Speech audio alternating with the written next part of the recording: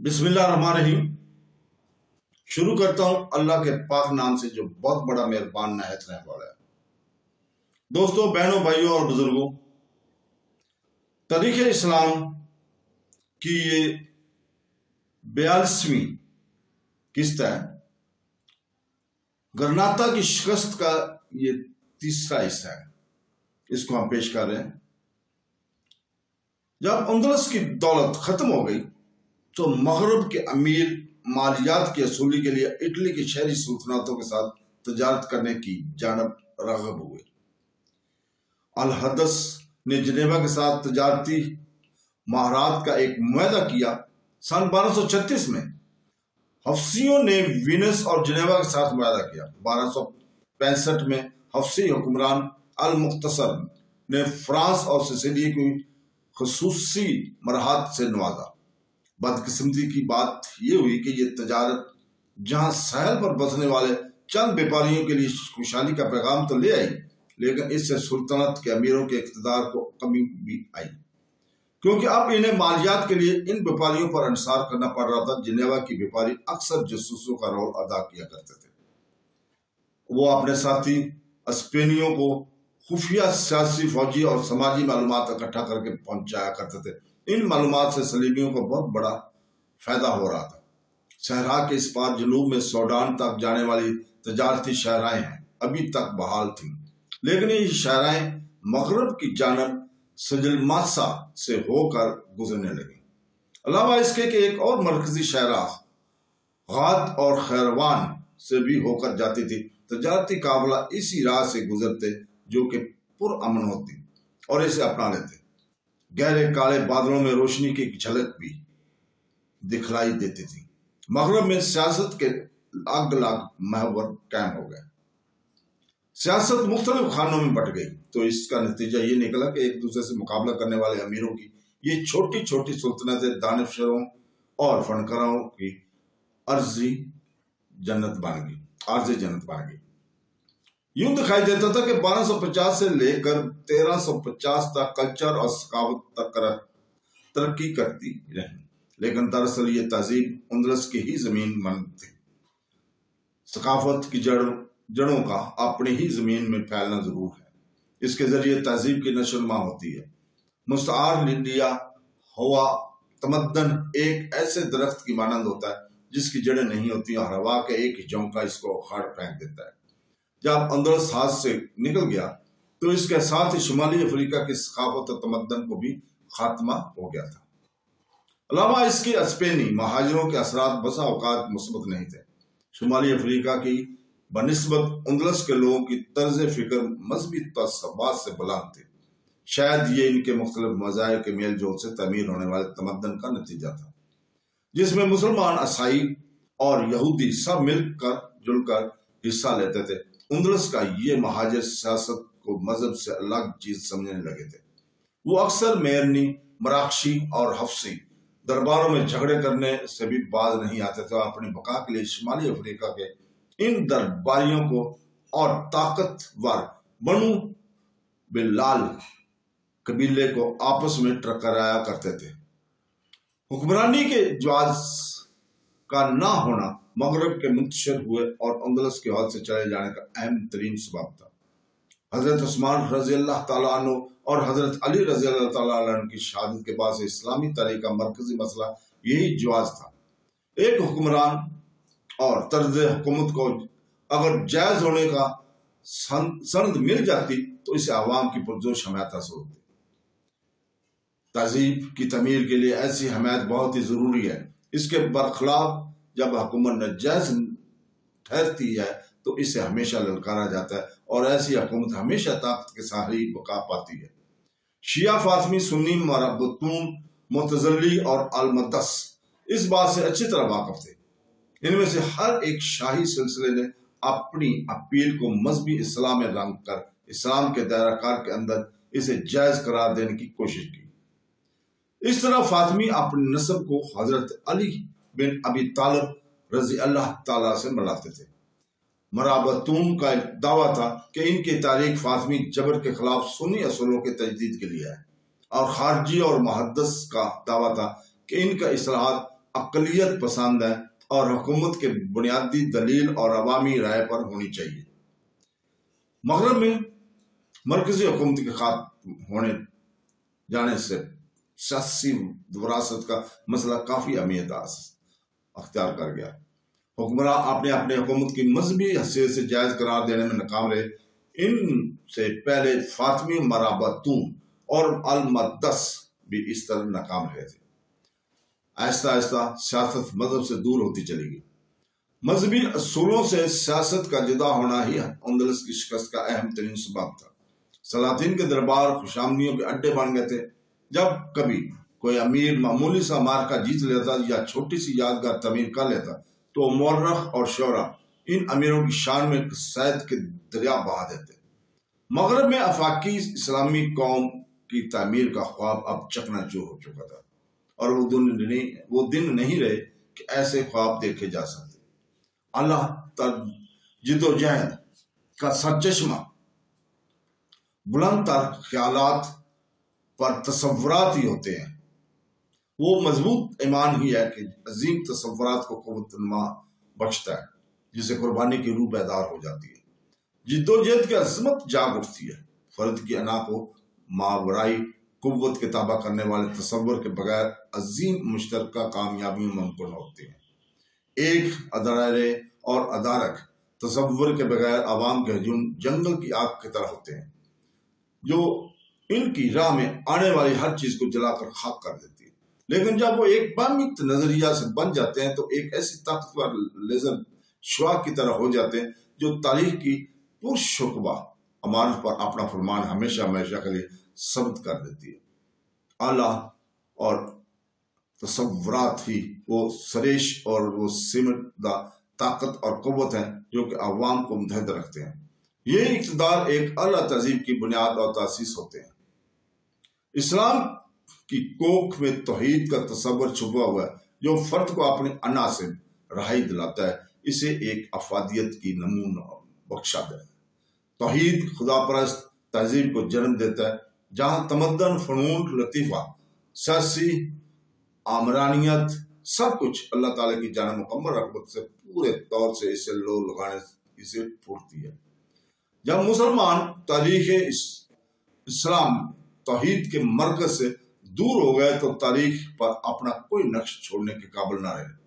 حکمرانی کا جواز بس ایک لنگڑا بہانہ بن کر رہ گیا جو صرف طاقتور کے سر باندھا جاتا تھا۔ حکمران، سپاہی، تاجر، اہل قلم اور علماء سب کے سب اس غلطی میں مشترکہ طور پر شامل تھے۔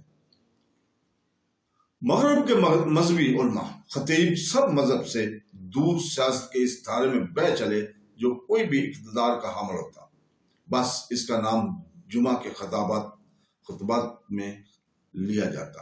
المدس کی منتشر ہو جانے کے بعد ہی سنی اسلام کا تصور ایک بار پھر دنیا میں مقام پا سکا، لیکن اس وقت تک بہت دیر ہو چکی تھی۔ دنیا کی تاریخ کی کشش کا مرکزی نقطہ مغرب سے دور نکل گیا۔ مغرب کی اکثریت نے مالکی مسئلے کو اپنایا ہے تو ایشیا کے مسلم اکثریت حنفی مسئلے کو اپنایا۔ ان دونوں کی تاریخی تجربات کے درمیان موازنہ کرنا فائدہ مند ثابت ہوگا۔ اسلام کے ماننے والوں نے ایک ہی بنیاد پر الگ الگ شاندار عمارتیں تعمیر کی ہیں۔ ان کی تعمیر میں ابو حنیفہ رحمۃ اللہ علیہ اور امام مالک رحمۃ اللہ علیہ کی چھوڑی ہوئی روحانی اور دانشورانہ وراثت کو استعمال کیا گیا ہے۔ امام ابو حنیفہ رحمۃ اللہ نے فقہ کے مسئلے کے ذریعے ایشیا کے مسلمانوں کے ہاتھ وہ آلات دیے جو بلند خیالی عطا کی چن کے ذریعے وہ تاریخ کے دھارے میں اپنی الگ گراہ بنا سکے۔ ترکوں نے حنفی مسئلے کو اپنایا۔ جب بنی فاطمہ نے 10ویں صدی عیسوی میں عباسیوں کو للکارا تو ترک عباسیوں کے علمبردار اور محافظ بن گئے۔ سلجوکیوں اور غزنویوں نے ملتان یعنی پاکستان اور بغداد یعنی عراق جیسے اور دور دراز علاقوں میں بھی فاطمی تسلط کی تلوار کا کامیابی کے ساتھ مقابلہ کیا۔ سب سے اہم بات یہ ہے کہ حنفی مسلک کے ماننے والے 9ویں اور 10ویں عیسوی کے دوران اعلیٰ افکار کو اپنانے میں بسا لیتے کی قابلیت مظاہر کرتے ہوئے اٹھے۔ نظریات کی اس جنگ میں کامیاب اور کامران ابھرے۔ اس طرح اشعریوں نے 10ویں صدی عیسوی میں متزلہ افکار پر غلبہ پا لیا۔ یہ اشعری اثرات حنفی ایشیا کے افکار میں گھل مل گئے۔ الغزالی، جن کا انتقال 1111 میں ہوا، کہ نظریات بھی بالکل اتنی ہی آسانی کے ساتھ اس میں ضم ہو گئے۔ جب 1219 تا 1301 کے دوران منگول طوفان اٹھا اور ایشیا کا ایک بڑا حصہ اس کے بربادیوں کی نظر ہو گیا، تو صوفیانہ نظریات ظفریاب ہوئے۔ اسلام حد درجہ روحانیت پسند ہو گیا۔ صوفیانہ تصورات بھی حنفی مسلک کا ایک حصہ بن کر یا جز بن گئے۔ اس وقت جب کہ صوفی اور مغل شاہی سلسلے کی بنیاد پڑی اور جب کہ عثمانیہ ترک اپنے نقطہ عروج پر تھے، اس وقت 16ویں صدی عیسوی کے دوران جو اسلام ابھر آیا وہ مدینہ، کوفہ، بغداد، بخارا اور سمرقند سے بہنے والے عظیم نظریات اور تصورات کا سامیابی آمیزش تھا۔ اسی سامیابی آمیزش سے اس دور کے قد اور شخصیتیں ابھری۔ وہ شخصیتیں تھیں غزالی، حافظ رحمۃ اللہ علیہ، رومیہ رحمۃ اللہ علیہ، عبد القادر جیلانی رحمۃ اللہ علیہ، معین الدین چشتی رحمۃ اللہ علیہ، بہاؤالدین نقشبندی رحمۃ اللہ علیہ، احمد سرہندی رحمۃ اللہ علیہ، شاہ ولی اللہ محدث رحمۃ اللہ علیہ اور محمد اقبال رحمۃ اللہ علیہ۔ اور اسی سامیابی آمیزش کا پروردہ اسلام تھا، جس کو آج تک ترک، پاکستانی، ایرانی، ہندوستانی، بنگالی اور وسط ایشیا کے مسلمان گلے سے لگائے ہوئے ہیں۔ مالکی مسلک کے حامل مغرب کے تجربات اس سے بالکل الگ ہیں۔ پورے 300 سالوں تک فاطمی، مرابطون اور المحدث نظریات کے سامنے مالکی مسلک دبا سا جا رہا تھا۔ آخرکار جب 1230 میں اس مسلک نے آزادی کے ساتھ اپنے آپ کو اظہار کیا تو سیاسی اقتدار مغرب کے ہاتھ سے نکل چکا تھا۔ سیاسی اور فوجی برتری پرتگالیوں اور اسپینیوں کے ہاتھ آ گئی۔ ایک مختصر سے عرصے کے لیے مغرب کو عثمانیہ سلطنت کا تحفظ حاصل رہا۔ اس کے بعد یہ باغ ڈور فرانس اور اطالیوں کے ہاتھ آ گئی۔ 14ویں صدی میں آخرکار مغرب نے صوفیانہ نظریات کو اپنا تو لیا، لیکن یہ یورپی افکار سے اپنے تحفظ کے لیے اپنائی جانے والی طرز فکر تھی۔ جن تجربات کے دور سے حنفی ایشیا گزداد ان سامیابی آمیزش اور ارتقاء پذیر تصورات سے مالکی مغرب کا گزر نہیں ہوا۔ انہی وجوہات کی بنا پر 14ویں اور 15ویں صدی عیسوی میں مغرب انتہائی تیزی سے سیاسی، عمرانی اور تمدنی انتشار کا شکار ہو گیا۔ سن 1453 میں جب ترکوں نے استنبول پر قبضہ کیا تو اسی دوران مغرب میں حالات نے انتہائی سرعت کے ساتھ کروٹ لی۔ پوپ نیکولس پنجم نے نئی صلیبی جنگ کے لیے آواز دی۔ ادھر مشرقی محاذ پر ترکوں کی ابھرتی ہوئی طاقت یورپ کی متحدہ طاقت سے بھی کہیں زیادہ طاقتور تھی، جبکہ مغربی محاذ پر ایک الگ ہی کہانی تھی۔ 1456 میں پرتگال نے المتنصر کے قلعہ پر قبضہ کر لیا اور اسے اپنا اڈا بنا کر بحر الکاہل سے لگے سارے مراکشی شہر پر حملہ کرنے لگے۔ سن 1469 میں نائجر پر پرتگال کا قبضہ ہو گیا۔ 1471 تک مراکش کے نقشہ سے مارینیوں کا صفایا ہو گیا۔ اس طرح یہ علاقہ انتشار کا شکار ہو گیا۔ عام طور سے انتشار کا شکار شمالی افریقہ کرناتا کی امداد کرنے سے قاصر تھا۔ سن 1469 میں پوپ کے مشورہ پر اراگون کی شہزادی ازبیلا نے کاسٹیلے کے فرما بردار فرڈینڈ سے شادی کر لی۔ اس طرح سلطنت اسپین جو وجود میں آئی۔ اس وقت گرناطہ پر ابو الحسن علی کی حکومت تھی، جو ایک قابل جری اور بہادر امیر تھا۔ شاید کوئی اور وقت ہوتا تو وہ اسپین کی تاریخ پر اپنے کارناموں کے نشان ضرور چھوڑتا، لیکن مغرب کی عام صفت کی طرح اس کا دربار بھی اندرونی سازشوں اور اقرا پروری کا بری طرح شکار تھا۔ سن 1482 میں فرڈینڈ کے الامرا پر حملہ کیا۔ یہ شہر گرناطہ سے 20 میل کے فاصلے پر واقع ہے۔ ابو الحسن نے انتہائی شجاعت کے ساتھ شہر کا دفاع کیا، لیکن اسے چھوڑ کر درمیان ہی میں واپس آنا پڑا اور اس کے اپنے بیٹے ابو عبداللہ، جس کو اسپینی بو عبدل کے نام سے پکارتے ہیں، کی بغاوت کی خبر اسے مل گئی تھی۔ ابو عبداللہ نہ تو اس کے باپ جیسی بہادری تھی اور نہ ہی قوت برداشت، اور دیانتداری باپ اور بیٹے کے درمیان ہونے والی لڑائی غرناطہ کی افواج کو اور زیادہ کمزور ہوگی۔ سن 1883 میں ملاغا پر دشمنوں کا قبضہ ہو گیا۔ جیسے ہی کسٹیلے کی افواج صدر مقام کی طرف بڑھی، ابو الحسن کی بھائی الزغال نے نہایت بہادری اور پامردی کے ساتھ مقابلہ کیا، لیکن بو عادل بار بار شہر کے دفاع کمزور کرتا رہا۔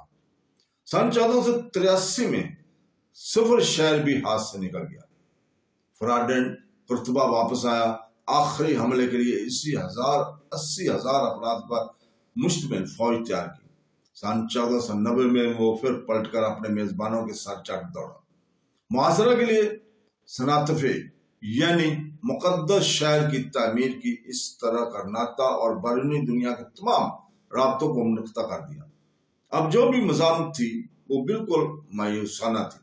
آخر کا بھوک سے بدحال ہو کر 3 جولائی سن 1492 کو غرناطہ والوں نے اپنے آپ کو دشمن کے حوالے کر دیا۔ بنو امیہ کے اس زمانے کے طاقتور ریاست اندلس پر اب حلال کی جگہ صلیب کا تسلط ہو گیا۔ ایک سلطنت مر گئی، اس کی جگہ دوسری سلطنت نے لے لی۔ غرناطہ کی سپردگی کے معاہدہ میں عبادت کی آزادی اور ہجرت کرنے کی آزادی کی شرط بھی شامل تھی، لیکن 6 سال کے اندر ہی معاہدہ کو ترک کر دیا گیا۔ ظالم بشپ کی ہدایت پر بے کس اور مجبور آبادیوں پر ظلم کے پہاڑ توڑے جانے لگے۔ سن 1492 کے دوران یہودیوں کو ملک بدر کر دیا گیا۔ اب مسلمانوں کی باری تھی۔ ان کے سامنے 2 راستے رکھے گئے، یا تو وہ عیسائیت قبول کر لیں یا ملک چھوڑ کر شمالی افریقہ چلے جائیں۔ جو لوگ کلمہ شہادت پڑھنے کی جرات کرتے، ان کی زبانیں کھینچ کر انہیں لٹکا دیا جاتا۔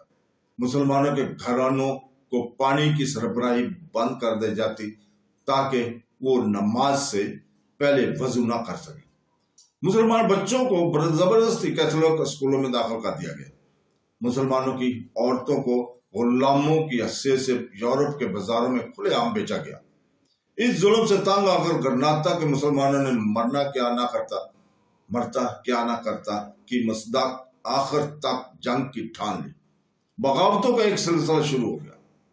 سن 1496، 1501، 1568، 1609 کے دوران ہر ایک بغاوت کو انتہائی بے رحمی سے کچل دیا گیا۔ آخر کار 1609 میں مسلمانوں کا آخری قافلہ ایک شکستہ کشتی پر سوار ہوا اور مراکش کی جانب روانہ ہو گیا۔ اندلسی مسلمانوں کا باب ختم ہوا، پردہ گر گیا۔ امریکہ کے ساحلوں پر ننگر انداز ہونے والے اولین کشتیوں پر سوار لوگوں کے قافلے سویلے آ رہے تھے۔ اس میں کئی مرد، عورتوں اور بچوں کا نام اسلامی تھے۔ تو دوستو، اس کے ساتھ ہی آپ سے اجازت چاہتے ہیں کل تک کے لیے۔ کل انشاءاللہ تعالی ہم آپ کے سامنے آپ کو خوش آمدید کہیں گے۔ قسط نمبر 43، تاریخ اسلام۔ اللہ حافظ۔